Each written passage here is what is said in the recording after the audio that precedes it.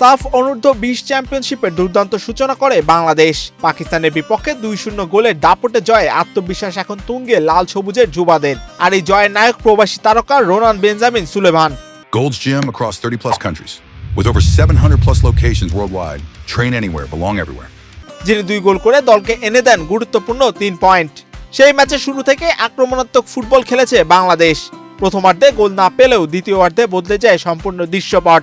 53তম মিনিটে দূরপাল্লার দুর্দান্ত ফ্রি কিকে গোল করে দলকে এগিয়ে দেন রোনান। এরপর 67তম মিনিটে হেডে নিজের দ্বিতীয় গোলটি করে ম্যাচের নিয়ন্ত্রণ পুরোপুরি নিয়ে নেন তিনি।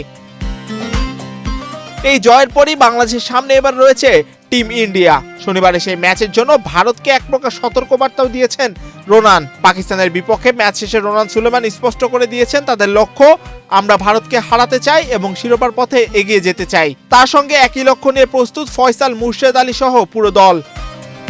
পাকিস্তানের ম্যাচের পরে আমরা 2-3 দিন সময় পেয়েছি, আর আমরা ইন্ডিয়ার ম্যাচও দেখেছি তারা কিভাবে খেলে, আর আমরা সেই কিটে আমরা প্র্যাকটিস করেছি 2-3 দিন, আর আমাদের প্রিপারেশন অনেক ভালো। কালকে আমাদের ইন্ডিয়ার সাথে ম্যাচ, আমাদের প্রস্তুতি অনেক ভালো। ইন্ডিয়ার সাথে ম্যাচ তো আমরা আমাদের যে দুর্বলতা, যে আমাদের যে ভালো দিকগুলো ছিল ওইগুলো সবকিছু আমরা মাঠে অ্যানালাইসিস করছি। আমরা আমাদের উইকনেস নিয়ে মাঠে কাজ করছি।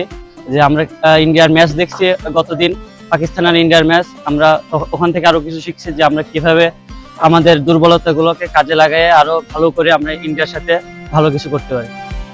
পরিসংখ্যান বলছে সাফের মঞ্চে বাংলাদেশ ও ভারতের লড়াই সবসময় প্রতিদ্বন্দ্বিতাপূর্ণ। সাম্প্রতিক আসরগুলোতে ভারত এগিয়ে থাকলেও 2024 সালে সাফ অনূর্ধ্ব-20 চ্যাম্পিয়নশিপে বাংলাদেশ ভারতকে হারিয়েছিল 5-4 গোল ব্যবধানে।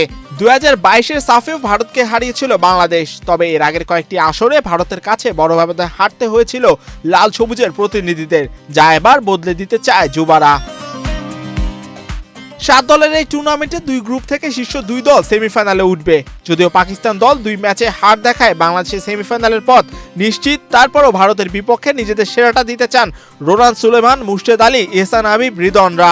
1 এপ্রিল হবে টুর্নামেন্টের 2টি সেমিফাইনাল, 3 এপ্রিল অনুষ্ঠিত হবে টুর্নামেন্টের এবারের ফাইনাল।